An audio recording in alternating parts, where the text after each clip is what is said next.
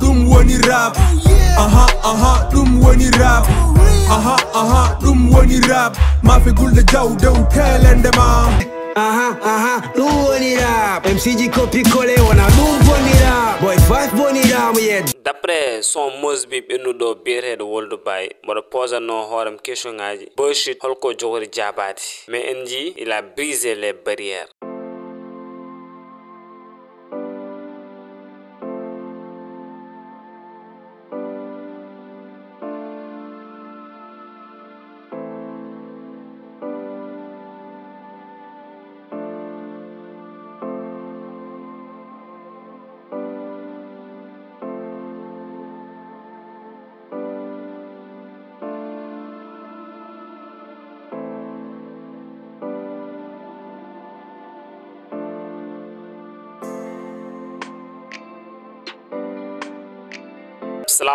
Assalamu alaikum bandiraɓe musidɓe tedduɓe yeɓoɓe chaine DJ Ben Production to YouTube walla TikTok on calminama on jurama. Hande en gari kadi haalde clash Bullshit et Mosby. Donc avant keɗen gara hen kala baɗɗo validé son Bullshit oɗo yo wat feere waɗa commentaire winde hen c'est dope shit. Hande en garat aussi kalane clash o par ce que guila yalti ha joni en kalani hen. Parce que à travers nos Bullshit jabri presque hankanti woni égalité on peut dire woni 2-2 hankanti men gar kalen hen goto fof men gandu point faible mum e fort mum aussi. Donc hayso tawi Bullshit yetti temps no fewi pour jabade mais eɗen gandi kam son makko oɗo vraiment il a assuré, il a déchiré Mosby guys. Surtout ko ɓuri weldemi e clash mabɓe o fof aɓe mbaɗa utiliser des thèmes d'actualité.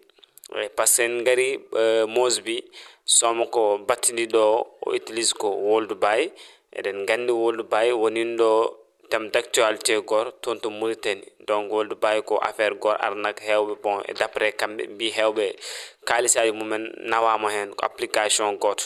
Donc on jii kadi Bullshit no are wadde répondre nde hayso tawi o ƴetti temps pour wadde répondre en jii kadi o addi thème goto donc biyeteɗo Haru Tabaski. Thème o ko julde taske. Donc eɗen gandi kadi aussi actuellement palen koye julde taske. Mbiyatmi ko clash mabɓe o yettima ala bar parce que goto mabɓe fof nan holla more mum haydara a wawa ñagoɗen Allah rek haade clash uji par ce que enen kam rap pulaar ganduɗen tan koye clash en kewani yettade e fannuji goɗɗi e rap.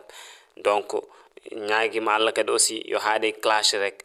Constat goɗɗo mo mbaɗmi e nder clash uji baɗoji walla ɓamdi wadde e rap pulaar ɗi fof hewani ko rappeur waɗata bénéficié so wona ɓurɗo jogade caggal no fewi ɓuuri wawde wadde hen gagné.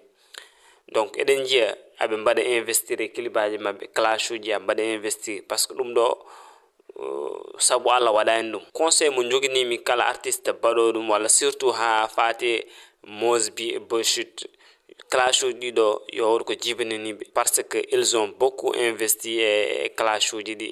Donc yo wot ko jibinaniɓe ɗum ko concert walla goɗɗum e goɗɗum. Certes ɓe dañi hen gagnant goto par ce que goto e mabɓe fof Bullshit ko gandunoɗo ɓeydama andede bar mum niveau mum yihino. Mosby kadi aussi hayso tawi en anduno wona de trop kañumne kadi aussi ɓeydama andede dañi popularité goɗɗo kadi aussi baɗo ɗum suivre. Donc ko ɗum garnomi haalde hande aussi e clash uji mabɓe ɗi wasata garten hen aussi ha ɓuura yaade. Donc on mbiyama yon ɓeydo wadde abonné e chaine o lien ji nanɗon YouTube o nanɗon TikTok o nanɗon inchallah men gar e actualité ji goɗɗi hip hop. Wassalamu jarama.